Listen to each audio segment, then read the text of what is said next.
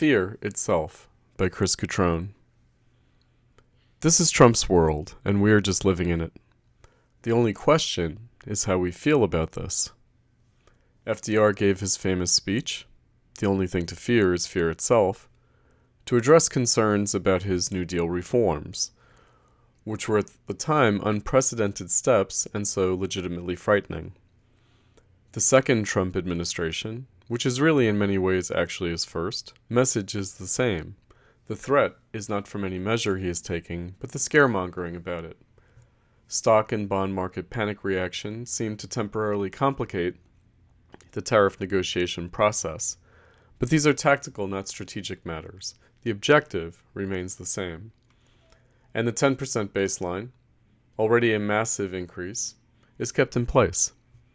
Trump will not be deterred from his goal, which is to restructure the American and global economy. He has already irreversibly affected things. Who knows how it will all work out? Trump and his team seem confident in their knowledge of what they are doing. Whatever behind-the-scenes drama there might have been, or not, among Trump's advisors, it was over sequencing and not pacing. The 90-day pause was preceded by a similar 30-day delay on the earlier tariffs imposed on Canada and Mexico.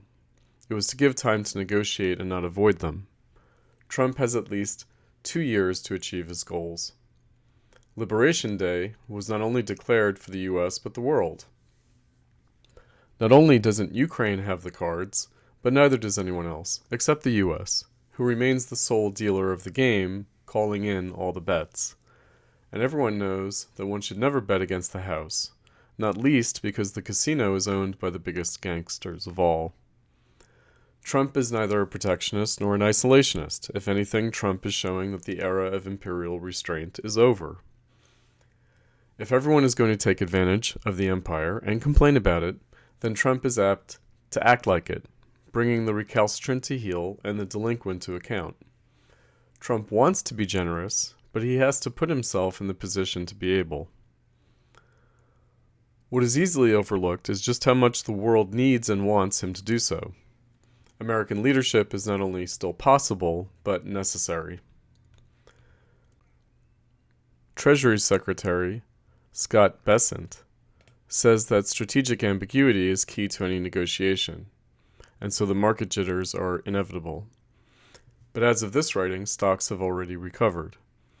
Resistance to Trump's policy is from all who have an interest in the status quo that he is trying to shake up and overthrow. He's resetting the table, and all prior bets are off.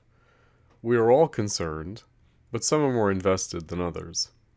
Trump is upping the ante on them, and they will have to fold or risk losing it all. Trump isn't bluffing. He doesn't have to. All he has to do is get his own house in order, and it turns out the easiest way for him to do so is to act on the world stage, delivering a restructured world economy as a fait accompli to domestic politics. Bessent declared that for the past generation, Wall Street has done well, but now it's Main Street's turn.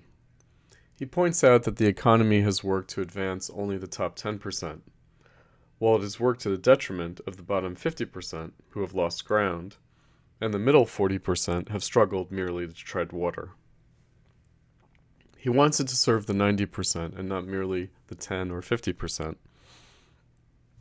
If America is threatening to come apart, Trump has come to repair it. Bessent described the opening salvo of the tariffs as sorting the world's countries into 3 buckets, ally, neutral, and enemy, in which China was exposed as a bad actor. All that means is driving a harder bargain with them, not an actual trade war, which China can only lose. But Trump is promising to benefit China, whose economy is as much in need of change as America's. It doesn't mean casting China into an adversarial position, unless they insist on it, but handling the relationship differently. Though Trump uses zero-sum rhetoric, he does not negotiate that way, but rather seeks mutual benefit. Trump considers the world to have already been in a trade war with the U.S., but the U.S. wasn't fighting back. But what would be the point of the U.S. winning? He thinks the fight has been to everyone's detriment, and that he can serve not only the US's but also their interests better. The war analogy is perhaps not appropriate because it has been a parasitic relationship that is slowly killing the host, but to let that happen will drag the world down with it. Who are the principal actors? The US, China, and Europe, such as it exists. The rest of the world just doesn't want to get gobbled up. But China is the monkey on the US's back, weighing it down, and Europe is a Cold War creation of the US that now thinks it independently exists. The only way for either to become itself would be in tandem with the other, contra the US. But neither trusts the other more than the US. And there is Russia. When Europe looks at Russia, it sees China. When China looks at Russia, it sees Europe. And now Trump's US wants to approach Russia with an offer of normalization as alternative to becoming an appendage of either China or Europe. So the US remains in the priority and privileged position of being able to deal with all and sundry severally and together. It can also, at least threaten to, withdraw into its own hemisphere and let the old world consume itself, which it would surely do without the US, as shown by all the last and this century's wars. As Trump promised, lowering the price of oil has drained Russia and Iran's ability to conduct war. They will beg to be brought down from the ledge. The Biden presidency's long night of depraved horrors is vanishing as mirages in the mist at the dawn of Trump's new American Golden Age. Not only the US, but the world is eager to wake from the nightmare. The trade war will not lead to World War III, but Trump is working to prevent it. The way he is doing so is, as his critics accuse him, leading the US into bankruptcy. Trump is preemptively declaring the US bankrupt, not to liquidate it, but to renegotiate terms with its creditors. As with his companies, they have a greater interest in keeping the US in business. If anything is too big to fail, it is the US. Anticipating eventual default, Trump is getting out ahead of it. As with Nixon breaking and reordering the post-World War II Bretton Woods system by taking the US off the gold standard, and Reagan similarly devaluing the dollar by gaining assent from US creditors in the Plaza Accord, Trump is seeking to revalue the dollar internationally so as to no longer disadvantage the US economy. One advantage that he has for pursuing this is that the US is actually significantly less dependent on international trade than most other countries. Chair of the Council of Economic Advisors, Stephen Moran's white paper proposing a Mar-a-Lago Accord has been adopted as a means towards this end. Whether officially or not is deliberately unclear. Moran wrote that the world depends on two public goods provided by the US, universal currency for trade and global military security.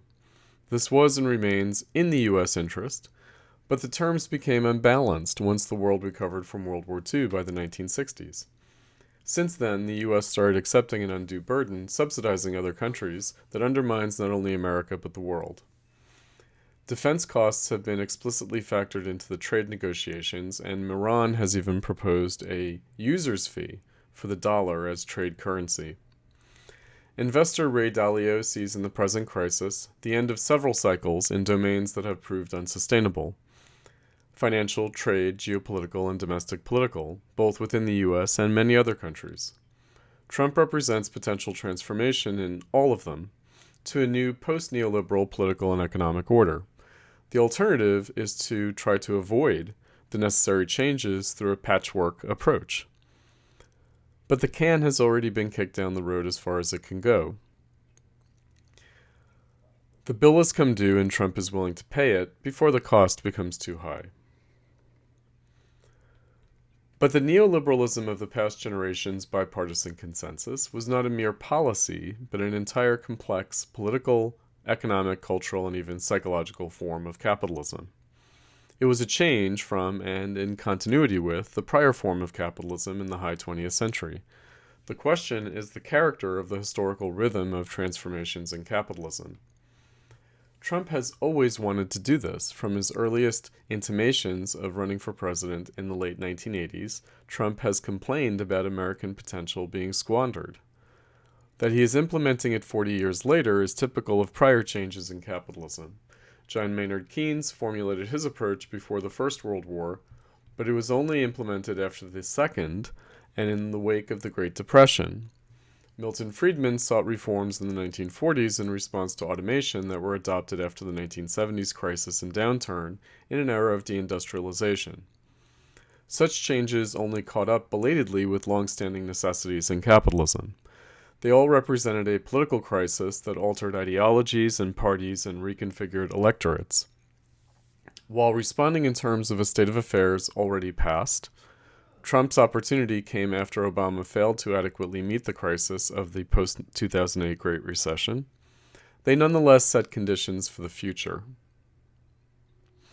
I have spent the last 10 years, ever since Trump emerged as a candidate, observing the dawning of post-neoliberalism that Trump expresses. It has taken this long for the dismissive denial of Trump as an aberration to wear off. But the confusion and fear continue. Ezra Klein calls Trump a radical moderate, which means someone who uses extreme means, for instance, intemperate rhetoric, to achieve what are ultimately modest ends. Trump is pursuing changes rather conservatively, but even this is too much to bear for an ossified establishment and a public it is trained to fear. It is dizzyingly disorienting, but one can find landmarks to steady oneself if willing to open one's eyes to the signs of the times. Trump, as a blast from the past, is a reminder that the account of history cannot be settled cheaply. One form of capitalism has run its course.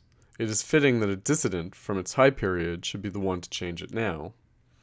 Like Bernie Sanders, Trump is a figure of the 1980s Reagan Revolution who warned of its dangerous deficiencies that others failed to acknowledge. The quaintly old-fashioned can appear suddenly up-to-date, meeting the needs of the present. What is required is the will to do so. Trump's will is terrifyingly implacable. There are those who are exhilarated by it, and others incredulously insisting on its impossibility. But things must change, and they will. They already have. When Jeb Bush called Trump the chaos candidate a decade ago in the 2016 Republican primaries, he meant to warn against someone who would not observe the pieties of the established order, or simply party loyalty to the Republicans. But it went much further than that. Trump is willing to sacrifice everything and everyone to do what he thinks is right. It is a Cortez burning the boats, no turning back moment, in which the leader forces his followers to advance to conquer this new world that has been opened to them. But if they refuse, Trump will not feel culpable for their inaction, for he did everything he could bringing them to this point. It will now be up to them to seize the opportunity. Trump doesn't necessarily care about the Republican Party's fortunes or even those of his voters, for they serve merely to place him in the position to act that he is using now. His actions are meant to benefit coming generations. It is for his voters and others, children and grandchildren, not themselves. Representative democracy means electing politicians to exercise judgment and make decisions on our behalf, not to implement our will, which we can hardly know in matters of state anyway. The only recourse for disappointment is to vote them out.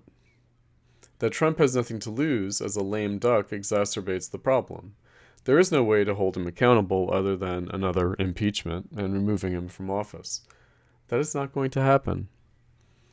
Most of those who even disapprove of his actions won't support taking him out, and many do continue to support what he is doing. Will Trump succeed? That is anything but clear, but he will try. Like it or not, we are on this ride now. We have never had a say with the drivers, other than to choose them. Ben Shapiro said that nothing is guaranteed but the adventure in capitalism. It's times like this that test the basic propositions of the open society, in which nothing is safe and the risks are real. What we can be certain of is that Trump is no empty suit. He has claimed the right and freedom to act. The only thing to count on is what a transaction contracts between the interested parties, at least for the duration of their interaction. Trump is confident there are always deals to be made. He can make clients out of would-be adversaries, and mutual self-interest will win out to hold fast the relationship in the end. Trump's gamble is that in this game of chicken, others have much more to lose and little to gain in refusing to give way. Staring down his opponents, one thing we can be sure of is that he won't be the one to blink or break faith. He is making commitments for America and the world to last for decades to come. He has nothing to fear, and neither should we.